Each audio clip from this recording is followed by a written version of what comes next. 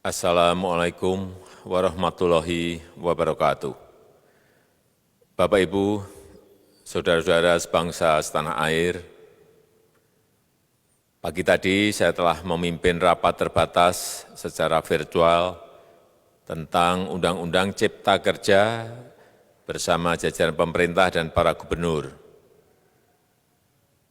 Dalam undang-undang tersebut terdapat 11 klaster yang secara umum bertujuan untuk melakukan reformasi struktural dan mempercepat transformasi ekonomi. Adapun klaster tersebut adalah urusan penyederhanaan perizinan, urusan persyaratan investasi, urusan ketenagakerjaan, urusan pengadaan lahan, urusan kemudahan berusaha, urusan dukungan riset dan inovasi, urusan administrasi pemerintahan, urusan pengenaan sanksi, urusan kemudahan pemberdayaan dan perlindungan UMKM, urusan investasi dan proyek pemerintah, serta urusan kawasan ekonomi. Dalam rapat terbatas tersebut, saya tegaskan mengapa kita membutuhkan Undang-Undang Cipta Kerja. Pertama, setiap tahun ada sekitar 2,9 juta penduduk usia kerja baru, anak muda yang masuk ke pasar kerja, sehingga kebutuhan atas lapangan kerja baru sangat-sangat mendesak. Apalagi di tengah pandemi, terdapat kurang lebih 6,9 juta pengangguran dan 3,5 juta pekerja terdampak pandemi COVID-19. Dan sebanyak 87% dari total penduduk bekerja memiliki tingkat pendidikan setingkat SMA ke bawah, di mana 39% berpendidikan sekolah dasar. Sehingga perlu mendorong penciptaan lapangan kerja baru, khususnya di sektor padat karya. Jadi, Undang-Undang Cipta Kerja bertujuan untuk menyediakan lapangan kerja sebanyak-banyaknya bagi para pencari kerja serta para pengangguran. Kedua, dengan Undang-Undang Cipta Kerja akan memudahkan masyarakat, khususnya usaha mikro kecil, untuk membuka usaha baru. Regulasi yang tumpang tindih dan prosedur yang rumit dipangkas. Perizinan usaha untuk usaha mikro kecil, UMK, tidak diperlukan lagi, hanya pendaftaran saja. Sangat simpel. Pembentukan PT atau perseroan terbatas juga dipermudah. Tidak ada lagi pembatasan modal minimum.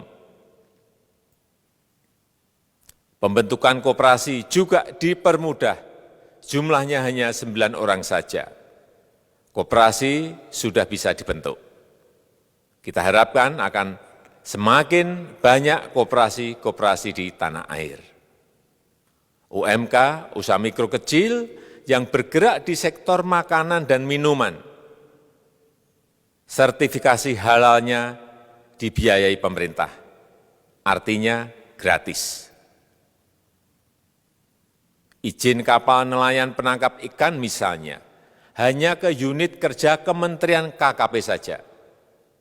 Kalau sebelumnya harus mengajukan ke Kementerian KKP, Kementerian Perhubungan, dan instansi-instansi yang lain. Sekarang ini cukup dari unit di Kementerian KKP saja. Ketiga, Undang-Undang Cipta Kerja ini akan mendukung upaya pencegahan dan pemberantasan korupsi. Ini jelas karena dengan menyederhanakan, dengan memotong, dengan mengintegrasikan ke dalam sistem perizinan secara elektronik, maka pungutan liar, pungli dapat dihilangkan. Namun, saya melihat adanya unjuk rasa penolakan Undang-Undang Cipta Kerja yang pada dasarnya dilatar belakangi oleh disinformasi mengenai substansi dari undang-undang ini dan hoaks di media sosial. Saya ambil contoh, ada informasi yang menyebut tentang penghapusan UMP, upah minimum provinsi, UMK, upah minimum kota kabupaten, UMSP, upah minimum sektoral provinsi. Hal ini tidak benar, karena faktanya upah minimum regional, UMR, tetap ada. Ada juga yang menyebutkan bahwa upah minimum dihitung per jam. Ini juga tidak benar. Tidak ada perubahan dengan sistem yang sekarang. Upah bisa dihitung berdasarkan waktu dan berdasarkan hasil. Kemudian adanya kabar yang menyebutkan bahwa semua cuti sakit, cuti kawinan, cuti khitanan, cuti baptis, cuti kematian, cuti melahirkan, dihapuskan. Dan tidak ada kompensasinya. Saya tegaskan juga ini tidak benar. Hak cuti tetap ada dan dijamin. Kemudian apakah perusahaan bisa mem-PHK kapanpun secara sepihak? Ini juga tidak benar. Yang benar, perusahaan tidak bisa mem-PHK secara sepihak. Kemudian juga pertanyaan mengenai benarkah jaminan sosial dan kesejahteraan lainnya hilang. Yang benar, jaminan sosial tetap ada. Yang juga sering diberitakan tidak benar adalah mengenai dihapusnya AMDAL, analisis mengenai dampak lingkungan. Itu juga tidak benar. AMDAL tetap ada. Bagi industri besar harus studi AMDAL yang ketat. Tetapi bagi UMKM lebih ditekankan pada pendampingan dan pengawasan. Ada juga berita mengenai Undang-Undang Cipta Kerja ini mendorong komersialisasi pendidikan. Ini juga tidak benar. Karena yang diatur hanyalah pendidikan formal di kawasan ekonomi khusus, di KEK. Sedangkan perizinan pendidikan tidak diatur di dalam Undang-Undang Cipta Kerja ini. Apalagi perizinan untuk pendidikan di pondok pesantren. Itu tidak diatur sama sekali dalam Undang-Undang Cipta Kerja ini. Dan aturannya yang selama ini ada tetap berlaku.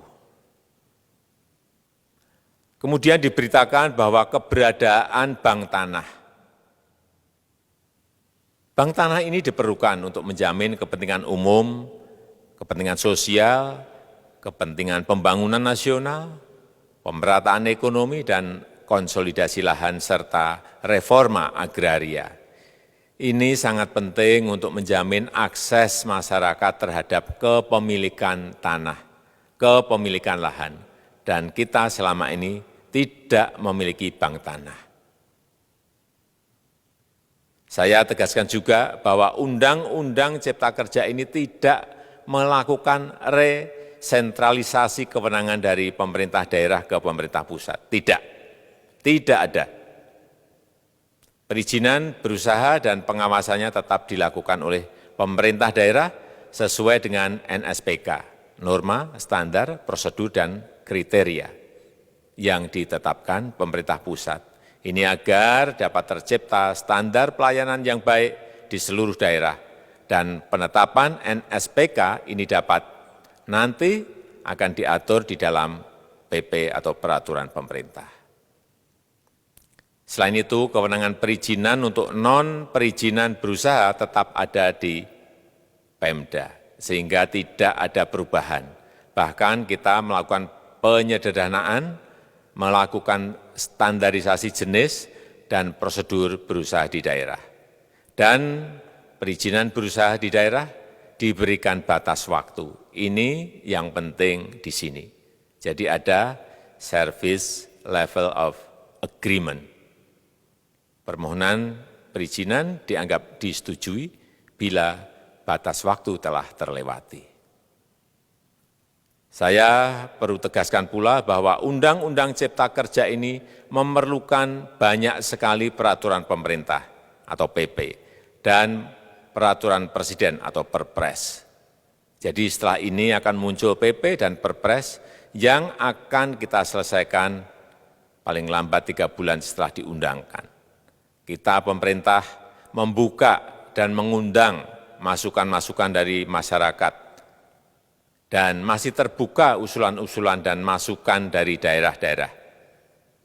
Pemerintah berkeyakinan melalui Undang-Undang Cipta Kerja ini jutaan pekerja dapat memperbaiki kehidupannya dan juga penghidupan bagi keluarga mereka. Dan kalau masih ada, jika masih ada ketidakpuasan terhadap Undang-Undang Cipta Kerja ini, silahkan mengajukan uji materi atau judicial review melalui MK, Mahkamah Konstitusi. Sistem ketatanegaraan kita memang mengatakan seperti itu. Jadi, kalau masih ada yang tidak puas dan menolak, silahkan diajukan uji materi ke MK. Saya rasa itu yang bisa saya sampaikan pada kesempatan yang baik ini. Terima kasih. Wassalamualaikum warahmatullahi wabarakatuh.